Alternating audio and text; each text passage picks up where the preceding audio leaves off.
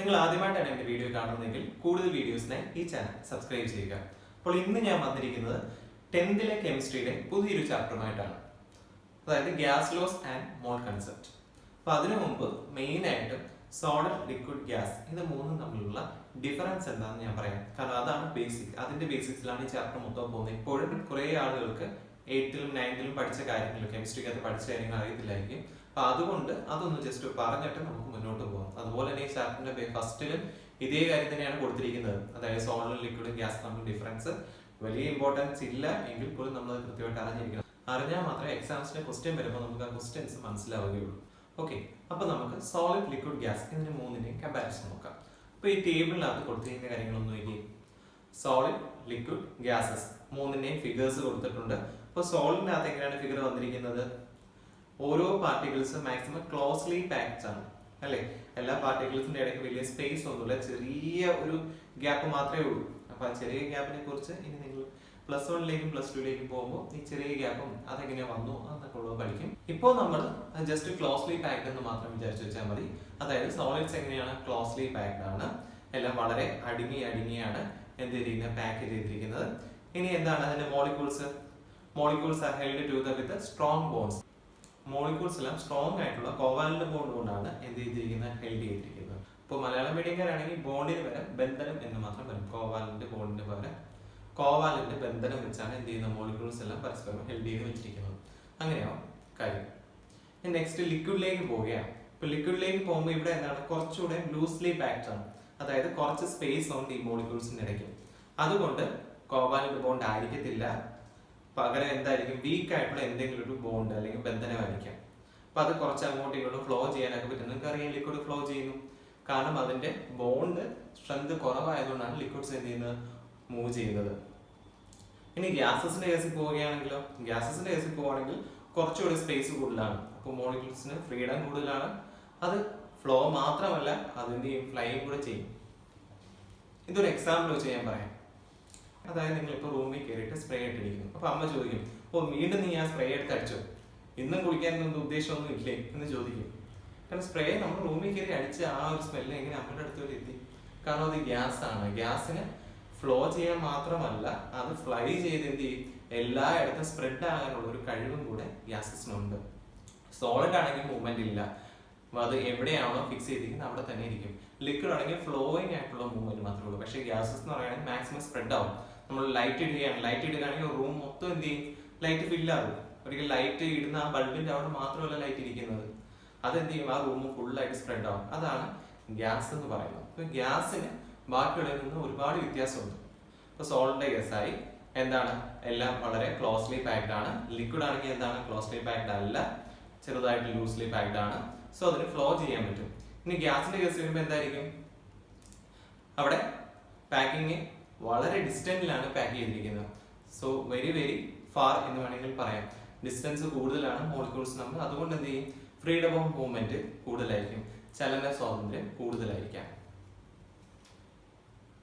അതുപോലെ തന്നെ സോളിഡ്സിന് എപ്പോഴും കറക്റ്റ് ആയിട്ടുള്ള ഒരു ഷേപ്പ് കാണും. പക്ഷെ ലിക്വിഡിന്റെ കേസിലും ഗ്യാസിന്റെ കേസിലും വരുമ്പോൾ ലിക്വിഡിന്റെ ഏത് കണ്ടെയ്നറിലാണ് എടുക്കുന്നത് ആ കണ്ടെയ്നർ ഷേപ്പ് ആയിരിക്കും. ഇപ്പൊ ഗ്യാസിന്റെ കേസ് ആണെങ്കിൽ ഒരു ഷേപ്പും ഇല്ല.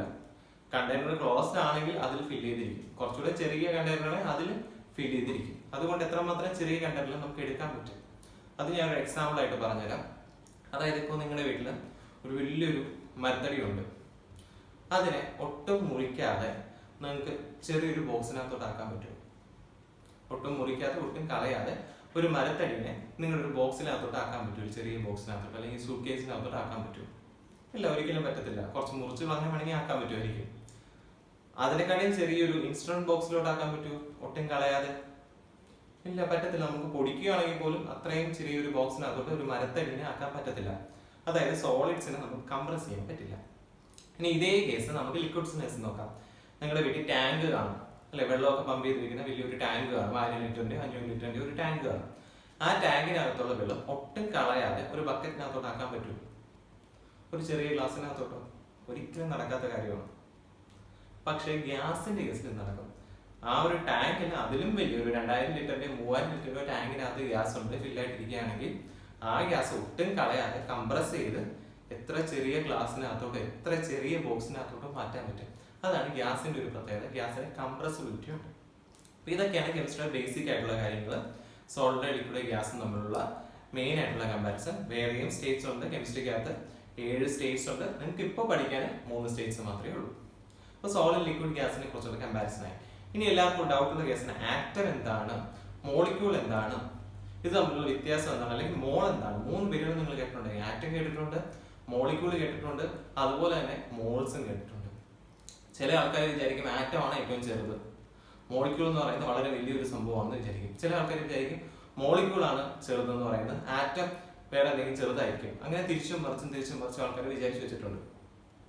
സത്യത്തിൽ എന്താണ് പ്രോബ്ലം ചെയ്യുമ്പോൾ ഒരുപാട് പേർക്ക് ഡൗട്ട്സ് ഉണ്ട്. ടീച്ചേഴ്സിന് ഡൗട്ട് വരുന്ന ഒരു കാര്യമാണ് ആറ്റവും മോളിക്യൂളും മോളും. അപ്പോൾ ഓരോന്നിനെയും ഡെഫിനേഷൻ ബേസ് ചെയ്ത് നമുക്ക് ആദ്യം പോകാം. ആറ്റം എന്ന് പറയുകയാണെങ്കിൽ ഏറ്റവും ഏതൊരു പാർട്ടിക്കിൾ എടുത്താലും അതിന്റെ ഏറ്റവും ബേസിക് യൂണിറ്റ് ആണ് ആറ്റം എന്ന് പറയുന്നത്.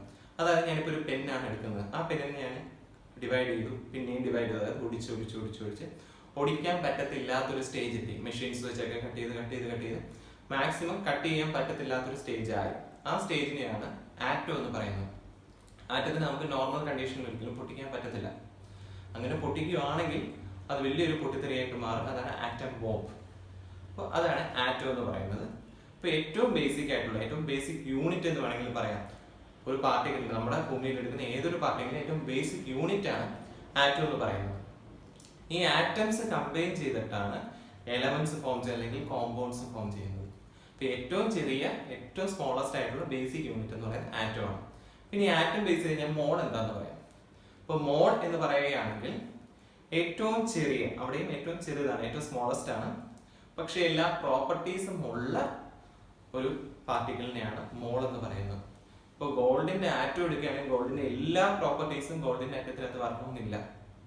ഓൾമോസ്റ്റ് പ്രോപ്പർട്ടീസ് വരും, പക്ഷെ എല്ലാ പ്രോപ്പർട്ടീസും 100% പ്രോപ്പർട്ടീസും ഗോൾഡിന്റെ ആറ്റത്തിനകത്ത് വരണമെന്നില്ല. പക്ഷെ ഗോൾഡിന്റെ മോളാണ് നമ്മൾ എടുക്കുന്നതെങ്കിൽ ഗോൾഡിന്റെ എല്ലാ പ്രോപ്പർട്ടീസും മോളിനകത്ത് വരും. അപ്പൊ ആറ്റത്തിനെക്കാളും കുറച്ചുകൂടെ വലുതാണ് മോൾ എന്ന് പറയുന്നത്. എല്ലാ പ്രോപ്പർട്ടീസും ഉള്ള ഏറ്റവും ചെറിയ പാർട്ടികളാണ് മോൾ എന്ന് പറയുന്നത്. അപ്പൊ ഈ മോളിക്യൂൾ എന്തായിരിക്കും? നമ്മൾ എലമെന്റിന്റെ കേസിലാണ് ആറ്റം എന്ന് പറയുന്നത്. എലമെന്റ്സ് എന്താണെന്ന് എല്ലാവർക്കും അറിയായിരിക്കും. പീരിയോഡിക് ടേബിൾ എടുത്ത് നോക്കിയാൽ മതി. ഒരുപാട് എലമെന്റ്സ് പഠിക്കാനുണ്ട്. ഹൈഡ്രജൻ ഉണ്ട്, ഹീലിയം ഉണ്ട്, അയൺ ഉണ്ട്, അലൂമിനിയം ഉണ്ട്, സോഡിയം ഉണ്ട്, അങ്ങനെ ഒരുപാട് എലമെന്റ്സ് പഠിക്കാനുണ്ട്. എലമെന്റിന്റെ ഏറ്റവും സ്മോളസ്റ്റ് പാർട്ടികളാണ് ആറ്റം എന്ന് പറയുന്നത്. ഇനി എലമെന്റ്സ് കമ്പൈൻ ചെയ്തിട്ട് എന്ത് ഫോം ചെയ്യും? കോമ്പൗണ്ട് ഫോം ചെയ്യും. അതായത് ഹൈഡ്രജനും ഓക്സിജനും കൂടെ കമ്പൈൻ ചെയ്ത് വാട്ടർ ഫോം ചെയ്യും, H2O ഫോം ചെയ്യും. അതാണ് കോമ്പൗണ്ട്.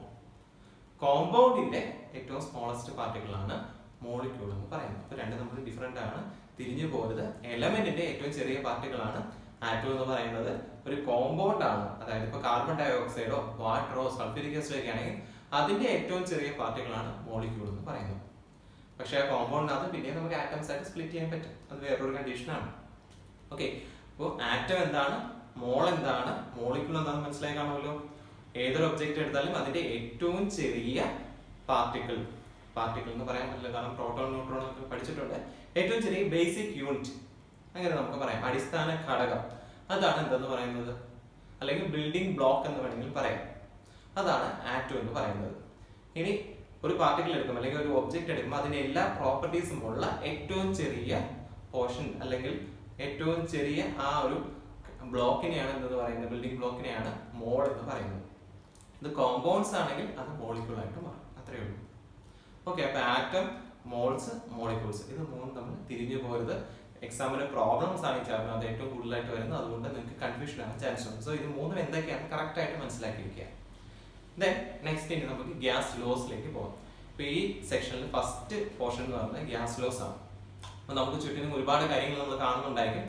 അതിന്റെ ബേസിസിലാണ് ഈ ഗ്യാസ് ലോസ് വരുന്നത്.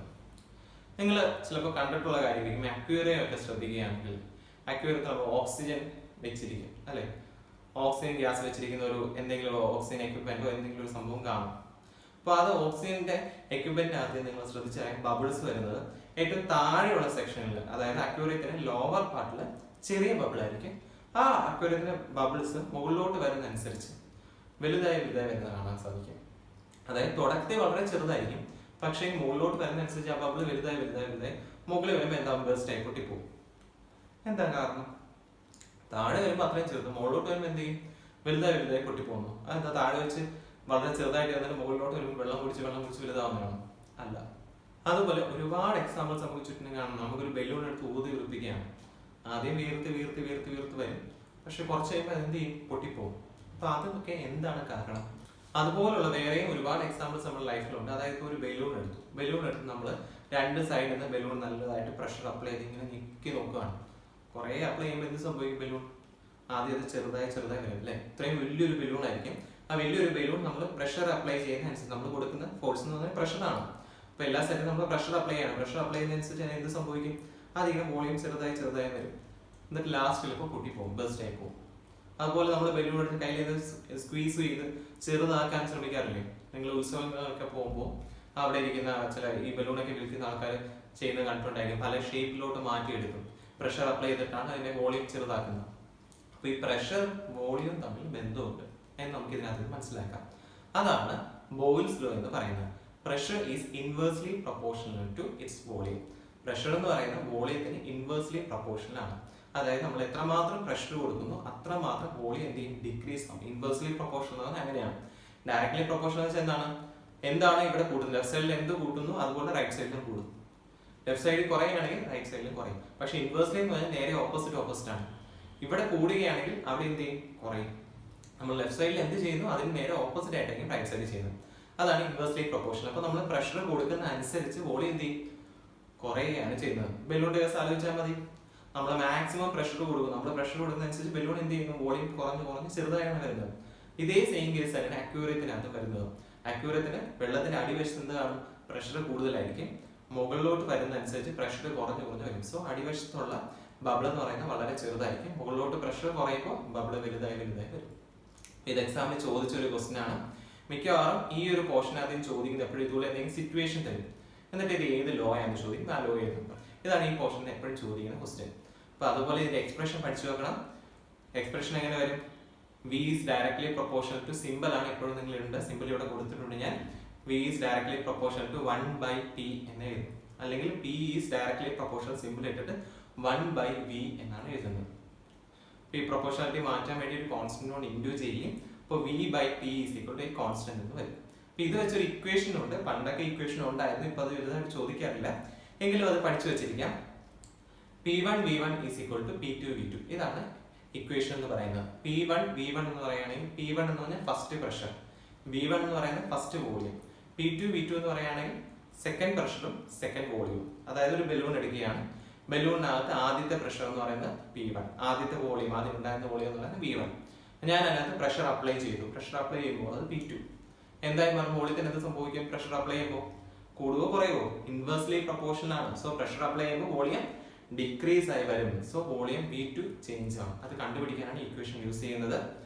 സോ അത് നെക്സ്റ്റ് ക്ലാസ്സിൽ വരുമ്പോൾ പറയുന്നതാണ്. എങ്ങനെയാണ് പ്രോബ്ലംസ് ഒക്കെ ചെയ്യുന്നത് നെക്സ്റ്റ് ക്ലാസ്സിൽ. ഇപ്പൊ ഞാൻ ജസ്റ്റ് ഗ്യാസ് ലോസ് മാത്രമേ പറഞ്ഞു പോകുന്നു. സോ ഇനി സെക്കൻഡ് ഗ്യാസ് ലോയിലേക്ക്. അപ്പൊ ഫസ്റ്റിലെ ഗ്യാസ് ലോ എല്ലാവർക്കും മനസ്സിലായെന്ന് വിചാരിക്കുന്നു. ബോയ്സ് ലോ ആണ്. ബോയ്സ് ലോയ്ക്ക് അത് എന്താണ് പറയുന്നത്? അറ്റ് കോൺസ്റ്റന്റ് ടെമ്പറേച്ചർ കോൺസ്റ്റന്റ് ആയിരിക്കുന്ന സമയത്ത്, ടെമ്പറേച്ചർ സ്ഥിരമായിട്ടിരിക്കുന്ന സമയത്ത് the given mass of a gas, ഒരു ഗ്യാസ് കുറച്ച് മാസ് ഉള്ള ഒരു ഗ്യാസ് എടുത്തിരിക്കുന്നു. Its volume is inversely proportional to pressure. അതിന്റെ വ്യാപ്തം എന്ന് പറയുന്നത് മർദ്ദത്തിന് വിപരീത അനുപാതത്തിലായിരിക്കും. Volume is inversely proportional to pressure. നമ്മൾ ആ എക്സ്പ്രഷൻ ആണ് ഓർത്ത് വെക്കുന്നത്. V is inversely proportional to 1/P എന്ന് എഴുതി. ഇൻവേഴ്സ്ലി ആയതുകൊണ്ടാണ് 1/P എന്ന്. നമുക്ക് ഡയറക്ട്ലി പ്രൊപ്പോർഷണൽ സിമ്പിൾ ഇടാൻ പറ്റുള്ളൂ. ആ സിമ്പിൾ ഇട്ടിട്ട് ഇൻവേഴ്സ്ലി ആണെന്ന് അറിയിക്കാൻ വേണ്ടി എന്ത് ചെയ്യും? റെസിപ്രോക്കൽ ആയിട്ട് എടുക്കും. അതുകൊണ്ടാണ് 1/P എന്ന് എഴുതുന്നത്. ഓക്കെ, അപ്പോൾ ഇങ്ങനെയായിരിക്കും ലോ വരുന്നത്.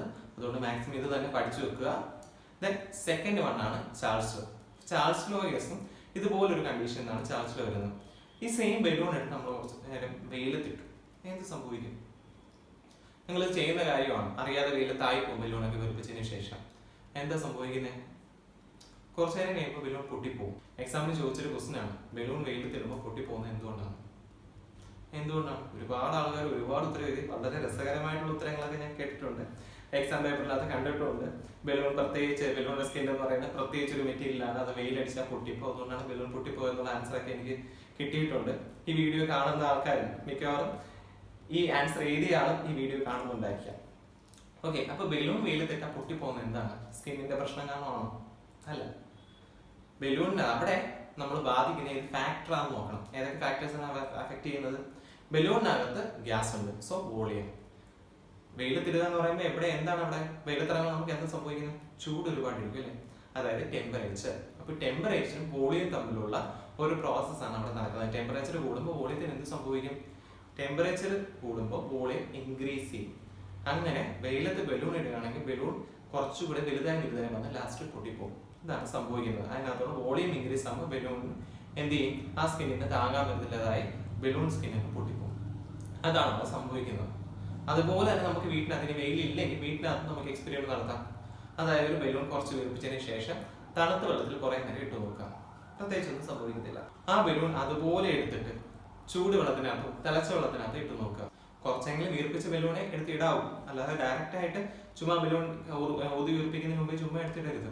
കുറച്ച് വീർപ്പിച്ച ശേഷം ആദ്യം തണുത്ത വെള്ളത്തിൽ ഇട്ട് നോക്കുക, പ്രത്യേകിച്ച് മാറ്റമൊന്നും കാണത്തില്ല. പിന്നീട് ചൂട് വെള്ളത്തിലോ തിളച്ച വെള്ളത്തിലോ ഇട്ട് നോക്കാം. അങ്ങനെ ഇട്ട് നോക്കുമ്പോൾ എന്ത് പറ്റും? ടെമ്പറേച്ചർ വരുന്നു. ടെമ്പറേച്ചർ വരുമ്പോൾ എന്ത് സംഭവിക്കും?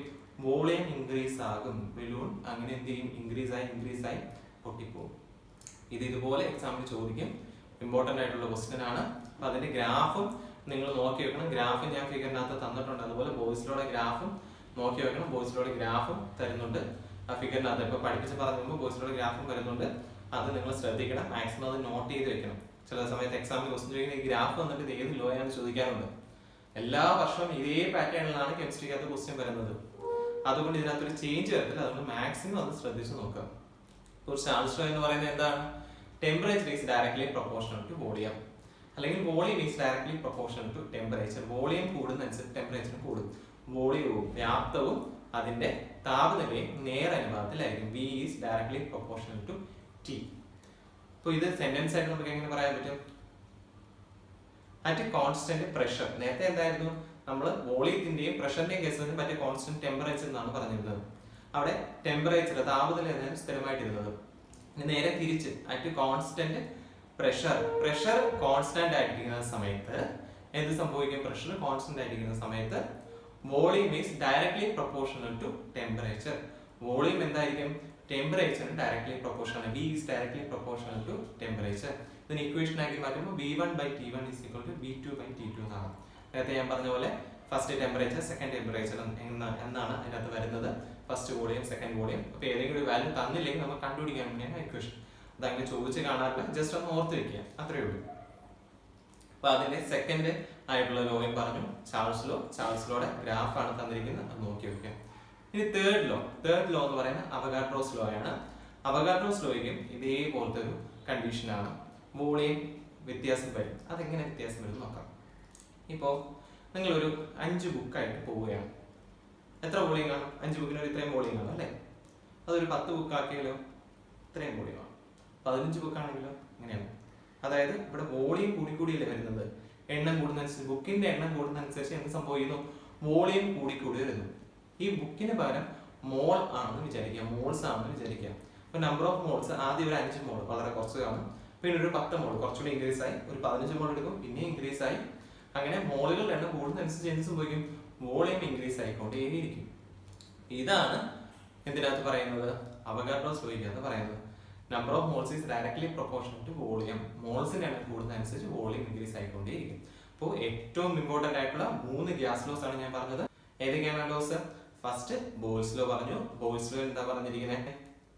അറ്റ് കോൺസ്റ്റന്റ് ടെമ്പറേച്ചറിൽ the given mass of a gas, ഒരു ഗിവൺ മാസ് ഓഫ് ഗ്യാസ് എടുത്തിരിക്കുകയാണ്. ആ ഗ്യാസിന്റെ വോളിയം എന്തായിരിക്കും? Is inversely proportional to pressure. പ്രഷറിന് ഇൻവേഴ്സ്ലി പ്രൊപ്പോർഷണൽ ആയിരിക്കും വോളിയം. ഈ പ്രഷർ എന്താണ്? ഇൻവേഴ്സ്ലി പ്രൊപ്പോർഷണൽ ആണ്. പ്രഷർ കൂടുന്നതനുസരിച്ച് വോളിയം കുറയും, പ്രഷർ കുറയുന്നതനുസരിച്ച് വോളിയം കൂടും. നേരെ ഓപ്പോസിറ്റ് ആണ്. അതാണ് V is inversely proportional to 1/P നമ്മൾ എഴുതുന്നത്. രണ്ടാമത്തെ ലോ ഏതാണ്? എക്സാമ്പിൾ ഉണ്ട്. അതിന് ഏതൊക്കെയാണ്? അക്യൂറത്തിനകത്ത് ബബിൾസ് താഴെ ബോട്ടത്തിൽ വരുമ്പോൾ ബബിളിന് വലുപ്പം കുറവായിരിക്കും. മുകളിലോട്ട് വരുന്നതനുസരിച്ച് എന്ത് സംഭവിക്കും? ബബിളിന്റെ വലുപ്പം കൂടി വരും. കാരണം എന്താണ്? പ്രഷർ കുറഞ്ഞു വരുന്നു. താഴെ പ്രഷർ കൂടുതലാണ്, മുകളിലോട്ട് വരുമ്പോൾ പ്രഷർ കുറഞ്ഞു വരുന്നുണ്ട്, വോളിയം കൂടി വരും. രണ്ടാമത്തെ കേസ് എന്താണ്? Charles law. ചാൾസ് ലോയ്ക്കകത്ത് എന്താ പറയുന്നത്? Volume is directly proportional to temperature at constant pressure. Pressure അവിടെ കോൺസ്റ്റന്റ് ആണ്. അപ്പൊ പ്രഷർ കോൺസ്റ്റന്റ് ആയിട്ടുള്ള കേസിൽ വോളിയം എന്തായിരിക്കും? ടെമ്പറേച്ചറിന് ഡയറക്ട്ലി പ്രൊപ്പോർഷണൽ ആയിരിക്കും. അതായത് ടെമ്പറേച്ചർ എത്ര കൂട്ടുന്നു അത്രമാത്രം വോളിയം ഇൻക്രീസ് ആവും. നമ്മൾ എത്രമാത്രം ടെമ്പറേച്ചർ കൂട്ടിയാലും അത്രമാത്രം വോളിയം ഇൻക്രീസ് ആവും. That is V is directly proportional to T എന്ന് പറയാം.